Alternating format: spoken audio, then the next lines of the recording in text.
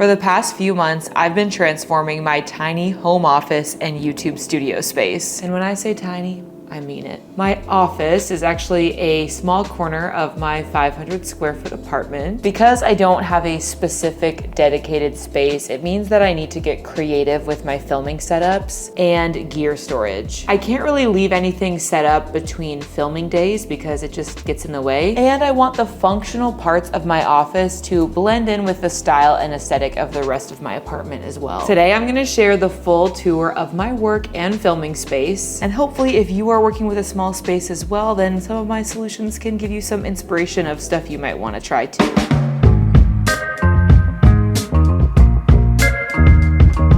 So let's get started with my desk area. Recently, I upgraded to a motorized standing desk from this brand called Steckly. Now, admittedly, I did have a standing desk before from IKEA, but it was manually operated with this crank handle. I feel so lazy admitting this, but the truth is it would take like a minute or 2 minutes to crank it up to the height that I needed it at for standing. And so because of that extra time, I would just hardly ever stand. So after almost a year of considering it, I decided to finally get a motorized standing desk. So with this one, all I have to do is press my height preset button and it will automatically lift itself to the right height. I've had it for a couple of weeks now and I am obsessed with it. I find myself standing way more often, probably like an hour or two a day, but I want to build up to doing it more. And I also have this little walking pad that I can pair it with so I can walk at my desk while I'm working. This new desk is also a little bit narrower than my old one, which I'm glad for because we're planning to get a new couch soon that is probably going to be a little bit bigger than this one, so that'll give us space to do that. Overall, I really recommend Steckly as a standing desk brand, especially for small spaces, because I have one of their smaller sizes, but you could actually get them even narrower than this. I got my desktop in the color Sublime Teak, though this is just the laminate one. They do have real wood options, but you know, the laminate's a little bit cheaper. And I really feel like this wood look gives my office space a little bit more warmth than just the white IKEA desk I had before. I also got this desk riser that matches my desktop, also from Steckly. It lifts up the monitor a bit and also gives me just a little bit more hidden storage for my tech pouch and my charging cord for my laptop. There is a whole charging and cord storage system underneath the desk, but because I often take my laptop with me out to coffee shops or when I'm traveling, I want to be able to easily unplug it and just take the charger cord with me. Because of the power bar and cable management system, the desk and everything on it can be plugged into the wall via just one plug, which is very convenient, which leaves me with one space on my outlet to plug in the walking pad. The new desk was definitely an investment, but I'm super happy with it. Moving on to my new chair. I went from this adorable, but admittedly slightly impractical green chair to this very comfy office chair with wheels. Being able to roll around is pretty fun. I often find myself rolling from my desk over to where my gear is stored. What I love about this chair specifically is that it has a very, very wide seat, which means I can sit on it cross-legged. I'm one of those people that doesn't like to just sit on a chair normally, so this is perfect for me. It was like viral on TikTok for a while, which is how I came across it. It's just from Amazon. I'll have it linked in the description along with everything else that I'm talking about in the video. But yeah, I'm obsessed with this chair. Another big upgrade, I got myself a monitor. For the past 5 years or so, I've pretty much exclusively worked off of my laptop. And now I kind of realized, look, I'm getting closer to 30. I need to have a more ergonomic setup or else I'm gonna be hunched over permanently for the rest of my life. So this is the Samsung S8 monitor. I'm gonna be honest with you, I mostly got it for its aesthetic. It's kind of known for being an iMac dupe, like it looks like the iMac monitors, but it's a good monitor as well. It's 4K and it also doubles as a smart TV. I personally don't really use it for that, but you could. And it comes with this little like periscope webcam that peeks over the top and you can easily take it on and off. It just attaches by this magnetic connection. I've got my laptop in a little stand next to it, which I got off Amazon and I think is very cute. And it also saves a little bit of space because I can have my laptop sitting like vertically like this. So for everyone who's been asking me what computer I'm using now on my Instagram stories, it's the same one as ever, guys. It's just that my MacBook is plugged into this very cute monitor now. So I have a 2021 14-inch MacBook Pro with the M1 Max chip and 32 gigabytes of memory. Honestly, it works great for me. no complaints. It's still perfect when I'm editing 4K video, so I'm very happy with it. Now, I always have been a huge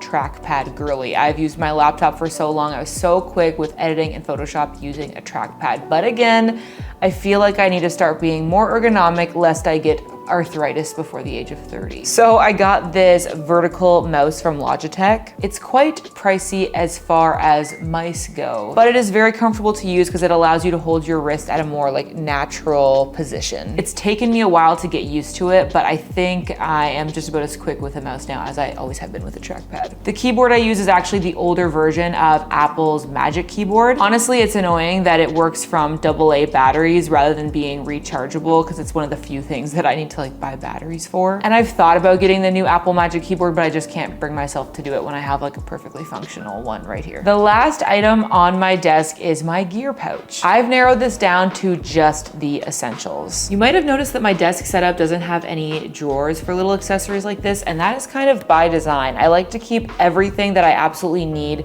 to work in this little pouch because it means if I'm gonna go work from a coffee shop or I'm going on a short trip, I can just grab this and I know my hard drives, everything that's important is gonna be in it. Inside the gear pouch, we have my AirPods, of course, an SD card holder, 2 SSDs, one for my main channel, like these videos, and one for my vlog channel, Katie and Dan in a Van. We've got 2 USB-C cables to connect those SSDs to my laptop, and a backup SSD that I use for overflow files when those two inevitably fill up when I'm like on a trip somewhere. I've got my glasses cloth, wind covers for my DJI lav mics, and a small cord to connect that mic to my camera. Loop earplugs, which I recently got for flights or for concerts. I've got this dongle for connecting USB hard drives to my MacBook, and a tiny USB to USB-C adapter. This Octo Buddy so I can mount my phone on mirrors or windows. A lightning to audio jack dongle. A MacBook charger adapter so I don't have to bring the full long cord everywhere if I don't want to. A multi-tool from Peak Design for removing the plate from my camera. A hair elastic, and a pencil, sharpener,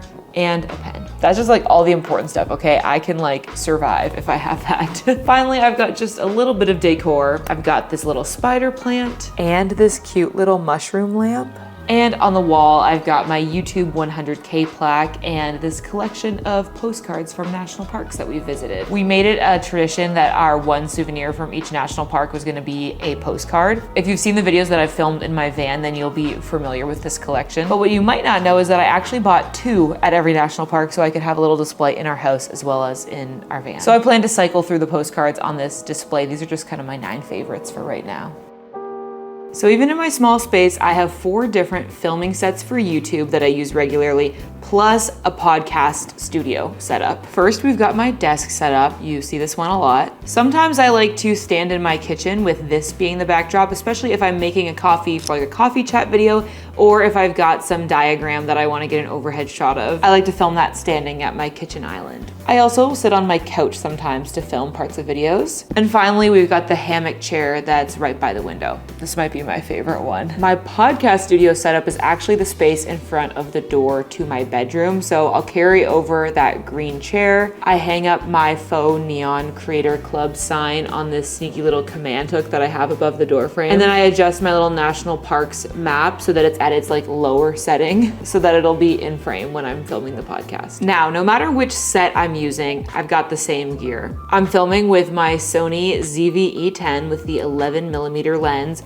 I cannot recommend this lens enough, especially if you are also working with a small space. It's a nice wide lens which allows you to see more of the background, and it has an aperture of f1.8, which means you can get that nice cinematic blurry background look. On top of the camera, I've got the receiver for my DJI lav mics mounted and plugged into the audio jack. I love using these mics for filming my videos because it means no matter how far I am from the camera, I'm always gonna have consistent sound because I have the lav mic clipped on me. I also love to use this light panel from Godox because you can change not only the brightness of the light, but also the color temperature. I primarily use natural light as my lighting, but I'll just use this to fill in the shadows on the side of my face that isn't facing the windows. This setup is something that I have really refined over the years through lots of trial and error. So if all of these details sound overwhelming, don't stress, it all takes time to learn. If you're interested in learning more about cameras and lighting and the best filmmaking techniques, I'd highly recommend you check out Skillshare, the sponsor of today's video. Skillshare is an online learning platform with thousands of classes for creative people. You can learn about so many subjects from graphic design to video production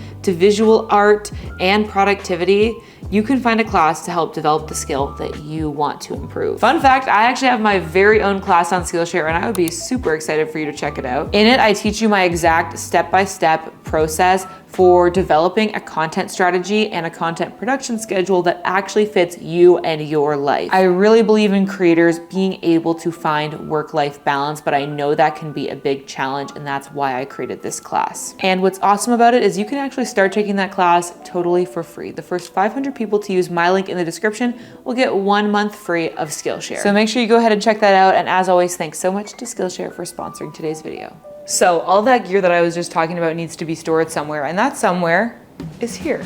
This is where my office / YouTube studio really just blends into the rest of the house. If you've been around on my channel for a while, you might remember my old TV setup. It's actually what's still here, this TV and the little cabinet that it sits on, that's original, and then we built the rest around it. And I stored all my gear in that cabinet under the TV, but it got very crowded and very disorganized. So recently we bought some more cabinets from IKEA and created this kind of built-in media center around the TV. This left-hand tower here is what holds all of my gear, and then the rest is storage for like books and board games and stuff like that. So in this very top cabinet here, we've got a collection of bins. We've got a bin for chargers and batteries, cables and like general accessories, action cameras, so like GoPro, Insta360. Got a bin for camera straps, mounts, and extra SD cards, and then a bin for hard drives. On the left-hand side here, I have more action cameras or like other accessories. So like the handle for the Insta360, a floating handle for the GoPro, and my like mobile gimbals like the Insta360 Flow. This next cabinet here is all of my audio equipment, so everything that I use for podcasting,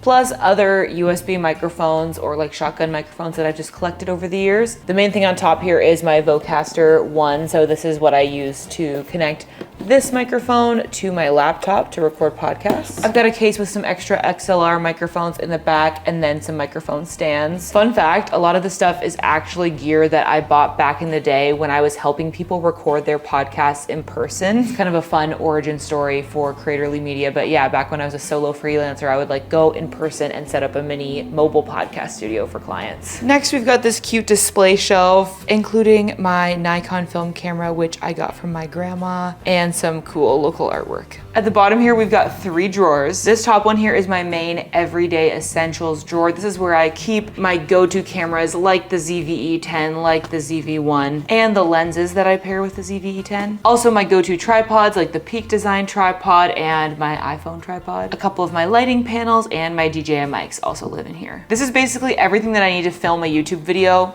is in this drawer. The next drawer down has some carrying cases. So this is the case that I store all of my gear in when I'm traveling in the van. And then my drone. The bottom drawer has some gear that I've been sent that I haven't had a chance to try out yet, but otherwise it's empty. There is still lots of room in both of those drawers, which is so nice because honestly, I'm used to my storage being like completely full. So I love having that breathing room to keep things a little bit more organized. And obviously if I get more gear along the way, then I'll have space for it. So hopefully this office tour gives you an idea of what you can do even with a pretty tiny multi-purpose space. I'm so happy with how all the little details of this transformation came together, and it makes me genuinely excited to spend time in this little corner of our apartment. As I mentioned, everything that I've talked about in this video, the links will be in the description if you want to check it out for yourself. And thank you so much for making it to this part of the video. You are officially inducted into the end of the video club. Let me know that you're a member in the comments so I can thank you personally. That way I can see who the truly cool people around here are. Next up, why not watch another video from me? The YouTube algorithm thinks you're gonna like this one the best, so go ahead and click on that and keep on watching. As always, I hope you're having adventures and following your dreams, and I'll see you in the next video.